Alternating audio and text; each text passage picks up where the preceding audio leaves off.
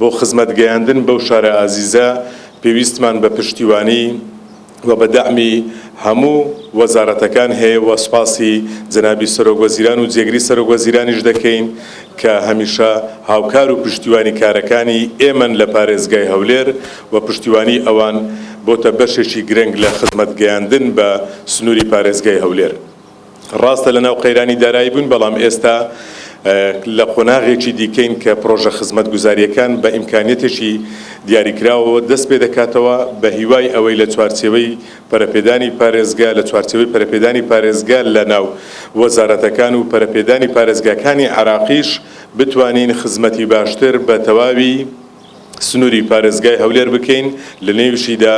کۆیە کە خصوصیەتی خۆی هەیە و شایەنی خزمەتی زیاترە. دووبارە وێڕای بەخێراتنی ئەوەی بەڕێز تاکید لەسەرەوە دەکەینەوە کە لەو سنوورەدا ئامانجمان ئەوەیە خزمەتی گەورەتر پێشکەش بکەین و هەموو لایەکتان بەخێر بێن بۆ وراتی کۆیە و زۆر سپاس. زۆر سپاس بۆ کاک کومێت خۆشنا و پارێزگاری هەولێر. ئێستاش دەچین لای وتاری کۆمپانیای سەرسەنگ کە کۆمپانیا جێبەجەکاری پرۆژەکەی لەلایەن بەڕێز کاک ئەکرەم ئیبراهیمەوە پێشکەشەکرێت. بە جەنابیان بفەرمون. ناوێ خودێ مەزن و درۆڤان بەڕێز قوبات تاڵبانی ژێگرێ سەرۆکی حکوومەتە هەرێما کوردستانê بەڕێز کەمال محەممەد ساڵح وەزیرە کارە بە هەرێما کوردستانê بەڕێز ئومێد خۆشنا و پارێزگاری هەولێرê بەڕێزان میهوانên قەدرگران بناوê کۆمپانیا سەرسەنگ بخێر هاتنە هەوەیەن بەڕێزت بکەین. خوشحالین ئەڤرۆ ئامادەبوونا بەڕێز جێگیرە سەرۆکی حکوومەتە هەرێما کوردستانê گوهۆرکا وێزگەها باواجێ کۆیە بێخینەتکاریدا پشتی مەشیایت ماوەکێ کێمدا الکارگەها مێکسان وڵاتی تورکیا بکوژمێ 380,000 دۆلاران چاک بکەینەوە. بەڕێزان کارێ خستنا گوهۆرکا وان گوهۆرکا وێزگەها باجێ و الکۆیە و هەمی هێزاخۆ دێکەویتە کاری و پشکێکا زۆر یا کارە بێ ئەلوی باژێرکی دێ چارەکەت. ئەف پرۆژە چارچۆڤê پرۆژەکê mezintida bû ku Wezareta Kareba Herêma Kurdistanê rêka kompanya me de cêbecê kiriye. Ew jî dabînkirina 10 guhorkaye bû 10 wîzgehên Karebê ku ji me 2 milyar û 728 milyon dînaran. Ku pêk têt 6 guhorkên 132 bû 33 bû 11 keyvî epşiyanên 63 MVA. بۆ وێستگەهێن ئازادی و باشوور و هەولێری نوێ و باواجێ کۆیە و سۆران و زاخۆ. هەروەسا گوهۆرکا وێستگەها ئاشتی ئەلکۆیە هێزا 16 MVA گەل دابینکردنا گوهۆرکێکێ بۆ وێستگەها 33 کەیڤیل چومان ئەپ هێزا 16 MVA. و دوو گوهۆرکێن دیەم هێزا 25 MVA بۆ وێستگەهێن مۆبایلا تۆڕەک و پارک باژێرە هەولێرێ. الدماهیه سپاسیا آمادهبون و پالپشتیا بەڕێزان جێگیرە سەرۆکی حکوومەتە هەرێما کوردستانê و وەزیرە کارە بێت بکەین بۆ پشتەوانی و هاریکاریەوان ji bo çêkirin û amadekirina vê jimara zora guhurka koalîtiyeka zor baş û mavekê kêm de her avedan û pêşkeftî bît Kurdistan û spas. خۆشەویستان دەچین لای ڤیدیۆیەکی کورت دەربارەی کارەکانی کۆمپانیای سەرسەنگ. با پێکەوە ببینین.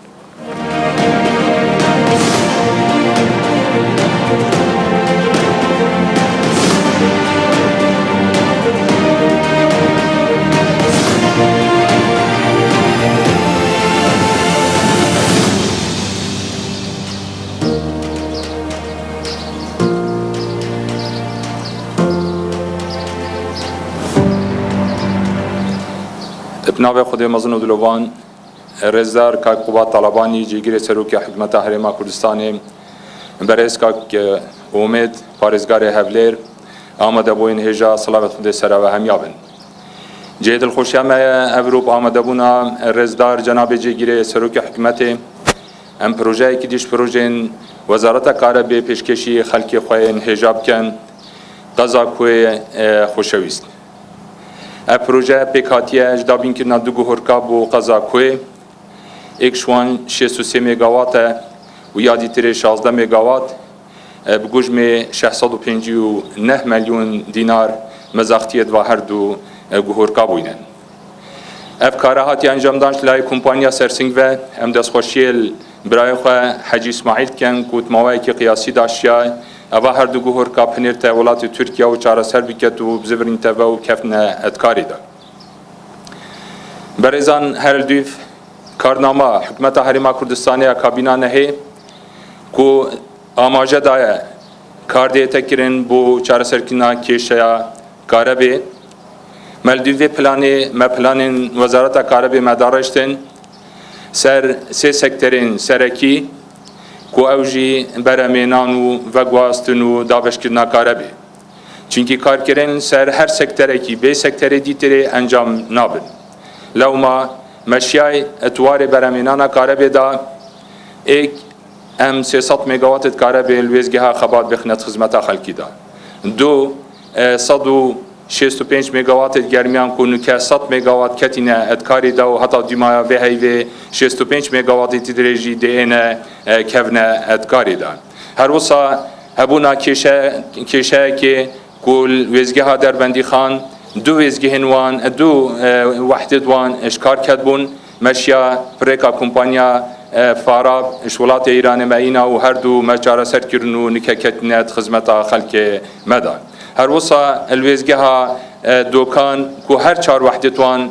اگر که تکنیکیش کار کدبون گل کمپانیا امرسونا امریکی ما اینانو اوجی چهار سر کرنو کفتنه خدمت خلکی دا هر وصا پروژه دیتره یه دیرالوگ کو 37 مگاوات کاره بینه حتی دیما اف ساله انشالله اوجی ده کفته خدمت خلکی دا هر وصا سه پروژه دیتره یتوزا خور یتاتین را گهاندون و حتی 27 اف پروژه جی اوفرت وان دبو مزور برزان تواری و گوهستنی دا کاری که یک جار مزن دیسا هاتی کرن ول سراسری حریمه اگه ام بحث گرمیام کن دابین کرنا وزگه ها 25 مگاواتی بو دورا صالح آقا و گهورینا تیلین خط کفری و کلار و دابین کرنا هیلکا 33 کیوی تنه اول گرمیان هر سال سلیمانی 4 وزگه موبایل یک بو عربد و 3 دیبو ناف سلیمانی هر وصا دو پروژه دیتریت یک جار مزن تواری و گواسن دانو که هاتنا ای حاله کرن اوجی هیلا 132 کیوی جبازیان بو راپرین و هر وصا سید صادق بو تانجرو حلبچه و هفلیرا پایتخت زیادترش 8 وزگه هاتنت ماوی و کابینه دام اخسنت کاری دا شواناجی کس نزانو روناکی و آزادی و شمامک و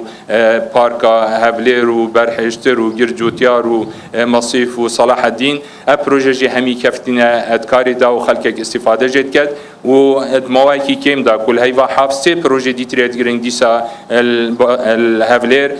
بادا و نوسران و نشتیمان اوجده کبنت خدمت خلکی دا هر وصا گردانا هیلا 132 کیوی نابرا هفلیر بو دهوگ کو اوجیب دیمایی کاتیا و کفتیت خدمت دا هر وصا هیلا 132 کیوی نابرا سیمیل بو زاخو اتواری دا بشکنا کاربی دا زیادترش 405 پروژه هاتنی انجام دان زیادترش گوشم 6 میلیارد سرانسری هرمی پروژه دانانا پیورین زیرک کنو که گشته 680,000 پیور هاتینه دانانو کفتینت کاری دا و پسوله پیدرد کونو بابت لیمیتیشن و سنوردار کنا کاربی پیتتا کرن اف دست کفته همی شویتید او پشتوانیا جناب سروک حکمت کاک مسرور بارزانی و جناب جگیرو همی اندام انجمنی کل پلان وزارتی کرین در انجام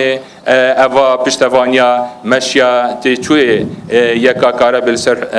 حکمت 128 دینار بکنه هفته و 1 دینار و 5 ساعت کارا بجی دوی ماوی و هر 2 سالا دا بو خلق خو زیده بکن ام جدل سپاسیا همی استاف وزارت کن اوید خماندی کرین آماده کرنا و درخستا و فتح و تحلیل و احاله و سرپرشتیا و پروژه و حتی اخصنیت خدمت خلق مدا برزان اپ پروژه همی مبستا سرکی او کو خدمت کردن خلقیه خدمت کردن حولاتیه هجایه دابین کردن کارا بکا باشتر لو ما دا خوزمش خلقی ما او کو ئابووریت بێکارە بێدا بێتەکردن و دویر بخنج زێدە ڕۆیێدا ئەم شێمپتر خزمەتە وام بکەن خزمەتە خەڵکی خۆ بکەن کابینەوانە کابینە خزمەتگوزاری و چاکسازیە زۆر سپاس و ئامادەبوونە جەنابێکا قوبات تاڵابانی بخوا ئەو بێت بوو مەسەلمینیت گوکانێ چەند ئەنجومەنی وەزیران پاڵپشتی وەزارەت ئەمەیە زۆر سپاس بۆ هەوە هەمیە و ئینشاڵڵا پرۆژێت باشتر دێ ئێخنەل بەردەستێ خەڵکی خۆ زۆر سپاس. زۆر خۆشحاڵم کە لەگەڵتانین لە خۆی عەزیز لەگەڵ خۆی و خۆیەکان بۆ ڕاگەیاندنی پرۆژەیەکی تری خزمەت بە کۆمەڵانی خەڵکی کوردستان بەگشتی و بە خەڵکی بە شەرەفی خۆیە تایبەت. ئەم پرۆژەیەکی ترە لەگەیاندنی خزمەتگوزاریەکی سەرەکی بۆ خەڵکی کوردستان. کارەبا خۆتە نەزانم خزمەتگوزاریەکی سەرەکی و سەرەتاییە کە ئەرکی سەرشانی حکوومەتی هەرێمی کوردستانە دابینی بکات و دەستخۆشی لە بەڕێز وەزیری کارەبا و یەکە بە یەکەی ستافی وەزارەتی کارەبا دەکەم بۆ کارانەی کە ئەنجامیان داوە لە باشترکردنی خزمەتگوزاری کارەبا. جەنابی وەزیر زۆر جوانتر لە من و زۆر فاسیلێکی زیاتر لە منەوە باسی بەشێکی لەو چالاکیانەی کرد کە وەزارەت پێی هەڵساوە و ئەنجامی دا و بەنیازە ئەنجامی بدات. بە سەرەڕای ئەو ئیشە باشانەی کە کراون لە کەرتی کارەبا، سەرەڕای ئەو ماندووبوونەی ستاف و وەزارەتی کارەبا و سەرەڕای ئەو پرۆژە گرنگانەی کە ئەنجام دراون چ لە پێوەری زیرەکەوە چ لە زیادکردنی وێستگەکانەوە چ لە زیادکردنی بەرهەمی کارەباوە چ لە سیانە و لە چاکسازی لە کەرتی کارەبا، ئەگەر بە وجدانەوە تەقیمی کەرتی کارەبا بکەیت لە کوردستان هێشتا لە ئاستی چاوەڕوانی خەڵکی کوردستان و وەزارەتی کارەبا و جەنابی سەرۆکی حکوومەت و بەندەی مخلستان نییە. بۆ نەهێشتنی کێشەی کارەبا بە یەکجاری پێویستمان بە هەماهەنگیەکی زیاتر هەیە لە بینی حکوومەتی هەرێمی کوردستان، هاوڵاتیانی عەزیزی هەرێمی کوردستان و کەرتی تایبەت. ئەوەی کە ئێستا ئەمڕۆ بیستمان ئەمڕۆ هەرێمی کوردستان کێشەی نییە لە بەرهەمهێنانی کارەبا. ڕەنگە بە زیادیشەوە ئێمە بتوانین کارەبا بەرهەم بهێنین، نەک تەنها بۆ دابینکردنی داواکاریەکانی هەرێمی کوردستان بەڵکو بشتوانین کارەبا بگەێنینە بەشەکانی تری عێراق و ئەگەر گونجاش بۆ دەرەوەی عێراق و هەرێمی کوردستانیش. کێشەکەی کە هەمانە لە هەرێمی کوردستان زیاتر پەیوەندی بە گواستنەوەی کارەبایە و پەیوەندی بە دابەشکردنی کارەبایە. بۆ چارەسەرکردنی ئەم کێشەیە پێویستمان بە هەنگاوی گرنگ هەیە کە دەستمان پێی کردووە و پشتیوانی کەرتی تایبەت هەیە بۆ سیانەکردنی تۆڕی گواستنەوەی کارەبا و تۆڕی دابەشکردنی کارەبا. لە هەمان کاتیشدا کولفەی کارەبا بۆ حکوومەتی هەرێمی کوردستان هێشتا بەرزە. ڕاستە بەهیمەتی وەزارەتی کارەبا و بە هەماهەنگیەکی بەهێز لەگەڵ وەزارەتی سامانە سروشتیەکان توانیومانە چیتر ئەوەندە پشت نەبەستین بە گازۆیل و نەوتی ڕەش بۆ وەکو سوتەمەنی سەرەتایی بۆ بەرهەمێنانی کارەبا، بەڵکو بگوازینەوە بۆ بەکارهێنانی غازی سروشتی کە هەم کولفەکەی کەمترە هەم لە ڕووی ژینگەییەوە کاریگەری سلبی کەمترە لەسەر ژینگەی هەرێمی کوردستان. بۆیە وەزارەتی کارەبا ڕوونی کردووە بۆ ئێمە کە یەکێک لە ئامانجە سەرەکیەکانی وەزارەتی کارەبا و یەکێک لە ئامانجە سەرەکیەکانی حکوومەتی هەرێمی کوردستان بەگشتی ئەوەیە کە 100% ئینتاجی هەرێمی کوردستان بە غازی سروشتی بێت و زۆریش خۆشحاڵم کە وەزارەت گرنگێکی زیاتری داوە بە بەکارهێنانی خۆر و ئاو و هەوا وەکو سەرچاوەیەک بۆ زیادکردن و دابینکردنی کارەبا.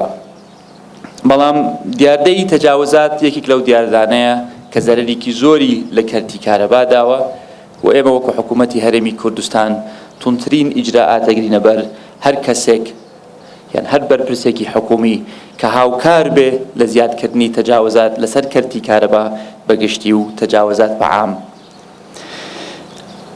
بۆ ئێمەش دیسانەوە پێویستمان بە هەماهەنگیەکی بەهێز هەیە لە بینی دام و دەستگاکانی حکوومەت،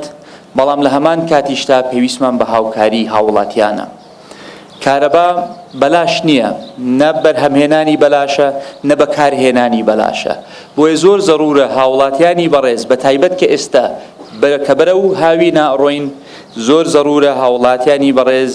نەهێڵن کارەبا بە فێڕۆ بچێت لە ناو ماڵەکانیان کە ژوورێکمان بەجێهێشت زۆر ئاسانە چرای ئەو ژوورە بکوژێنینەوە، کە ماڵمان بەجێهێشت زۆر زەرورە سپلت و ئامێری سارکردنەوەی ژوورەکانمان دابخەین. ئەم هەنگاوە بچووکانە ئەگەر هەر یەکێکمان هەوڵ بدەین کەمتر کارەبا سەرف بکەین، بە تایبەت کە ئێستا بەرە وەرزی هاوی ناڕۆین، ئەو فشارەی کە هەیە لەسەر کەرتی کارەبا کەمترە بێ و ئەو خزمەتگوزاریەی کە ئەیگەێنین بە کۆمەڵانی خەڵکی کوردستان باشترە بێت. لە هەمان کات هەماهەنگی لەگەڵ بەغداش زەرورە و من خۆڕک بێ خۆتان نەزانن هەر دوێنێ گەڕاینەوە لە سەردانێکی ترمان بۆ بەغدا بۆ بەردەوامبوونی گفتوگۆکانمان لەگەڵ حکوومەتی فێدرالی لەسەر چارەسەرکردنی کێشەکانی دارایی و بودجە و موچە. بەڵام هاوتەریب لەگەڵ گفتوگۆکانمان لەسەر پرسی بودجە، پرسی کارەبا زۆر باسەکرێت. عێراق بەگشتی کێشەی گەورەی کارەبای هەیە و ئێمە ڕەنگ بێ بتوانین هاوکار بین لە چارەسەرکردنی بەشێک لەو کێشەی کە حکوومەتی فێدرالی هەیەتی لە مەوزوعی کارەبا. بۆیە بە هەماهەنگیەکی زیاتر لەگەڵ حکوومەتی فێدرالی ئێمە ئەتوانین چ لە ڕووی سوتەمەنیەوە، چ لە ڕووی بەرهەمێنانی کارەباوە، چ لە ڕووی بەستنەوەی شەبەکەی کارەبای هەرێمی کوردستانەوە لەگەڵ هی حکوومەتی فێدرالیەوە ئێمە بتوانین بەشێک لە کێشەی کارەبای حکوومەتی فێدرالی چارەسەرکەین لەلایەکەوە، لەلایەکی تریشەوە ئاستی گەیاندنی خزمەتگوزاری کارەبای هەرێمی کوردستانیش باشتر بکەین. بۆیە ئەمانە هەمووی ئاماژەی دڵخۆشکەرن کە هەم حکوومەت گرنگیەکی زیاتری داوە بە خزمەتگوزاریە سەرەکیەکان، پلانی داناوە بۆ چارەسەرکردنی کەم و کورتیەکان کە هەیەی لە کەرتی کارەبا و پلانیشی هەیە بۆ باشترکردنی پەیوەندیەکانی لەگەڵ حکوومەتی فێدرالی و هەماهەنگیەکی زیاتر لەگەڵ حکوومەتی فێدرالی. سەبارەت بە بەغا زەرورە ئێوەی بەڕێز ئاگادار بکەمەوە کە هەنگاوەکانمان بۆ جێبەجێکردنی بودجەی پەسەندکراوی 2021 باش ڕۆیشتون. هەر دوێنێ وەکو ئاماژەم پێدا خۆم و شاندە بەڕێزەکە گەڕاینەوە بۆ کوردستان دوای چەند ڕۆژێک کە لە بەغدا بووین کە لەوێ لەگەڵ بەڕێز سەرۆکی حکوومەتی فێدرالی و وەزیری مالیە و وەزیری نەوت و وەزیرەکانی تری پەیوەندیدار لە گفتوگۆ بووین لەسەر چۆنیەتی جێبەجێکردنی بودجەی 2021. خۆشبەختانە لژنە لاوەکیەکان توانیویانە هەنگاوی باش بنێن بۆ ڕێککەوتن لەسەر میکانیزمی چۆنیەتی پەسەندکردن و چۆنیەتی جێبەجێکردنی بودجەی 2021 و پێم وایە لە ماوەیەکی نزیکدا هیچ بربەستێک نامێنێ بۆ حکوومەتی فێدرالی تاکو پارە و شایستە داراییەکانی هەرێمی کوردستانمان بۆ بنێرێت. ئەوەی کە ئێمە ویستومانە کە ئێستا ئەمە زیاتر لە ساڵێک و نزیکەی 2 مانگە ئێمە بەردەوام ئەچینەوە بۆ بەغا ویستومانە بیسەلمێنین کە ئەوەی کە لەسەر شانی ئێمەیە وەکو هەرێمی کوردستان هەم پابەند دەبین پێی هەم بە دوواداچوونی بۆ ئەەکەین، هەم هیچ بیانوێک ناهێڵین بۆ ئەوەی چیتر غەدر لە هەرێمی کوردستان بکرێ. بۆیە ئەم پەیامە زۆر گرنگە کە هەموو دانیشتوانی هەرێمی کوردستان بزانن کە ئێمە هەموو هەنگاوێکەنین بۆ ئەوەی پابەند بین بەو ئەرک و بەرپرسیارەتیانەی کە لەسەر شانی هەرێمی کوردستانن بۆ ئەوەی بتوانین حەق و شایستەکانی خەڵکی هەرێمی کوردستان وەربگرین. کە هیچ بیانوێک نەما ئەو کاتە داوا لە حکوومەتی فێدرالی یەکەم،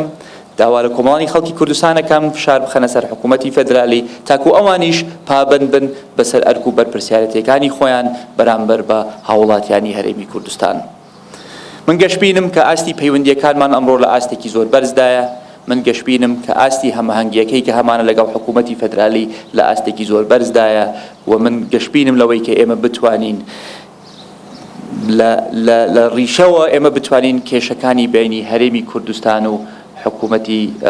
فێدرالی چارەسەر بکەین و ئیتر پێکەوە بتوانین ڕوبەڕووی کێشە گەورەکانی کە ڕوبەڕووی عێراق بوونەتەوە بە گشتی و هەرێمی کوردستانیش بوونەتەوە بە تایبەت. بۆیە من نامەوێت زیاتر درێژە بە قسەکانم بدەم. نویستم دووپاتی کەمەوە کە ئێمە لە حکوومەتی هەرێمی کوردستان کە وتمان حکوومەتێکی خزمەتگوزاریمان هەیە کە وتمان کە خزمەتکردنی کۆمەڵانی خەڵکی کوردستان ئەولەویەتی کارەکانمانە، ئەم بەڵێنێکی بێبنەما نەبووە، بەڵێنێکی بەتاڵ نەبووە. ئەمانەوێ ڕۆژانە بۆتانی ئیسپات بکەین کە خزمەتکردنی خەڵکی کوردستان تەنها دروشتێک نییە، خزمەت یەکێکە لە ئەرکە سەرەکیەکانمان و بەکاری ڕۆژانەمان، بە کارە جوانەکانی وەزارەتی کارەبا، بە کارە جوانەکانی محافزەکانی هەموو محافزەکانی هەرێمی کوردستان بە هەماهەنگی لەگەڵ کەرتی تایبەت کە سپاسیانەکەین کە ئەمڕۆ کۆمپانیا هاوکار بووە لە ئەم ئیشە گرنگە، بە هەماهەنگی لەگەڵ خەڵکی خۆمان کە کۆمەڵانی خەڵکی کوردستانن ئێمە بتوانین باشترین خزمەتتان پێ بگەێنین. من گەشتبینم لە ئایندەی کوردستان، سوپاسی سەبر و تحملی کۆمەڵانی خەڵکی کوردستانەکەم، سوپاسی پشتیوان نیشتانەکەم، هەر شاد و هەر سەربەرز و هەر سەرکەوتوو بن و بەخێر بن دووبارە سەرچاو.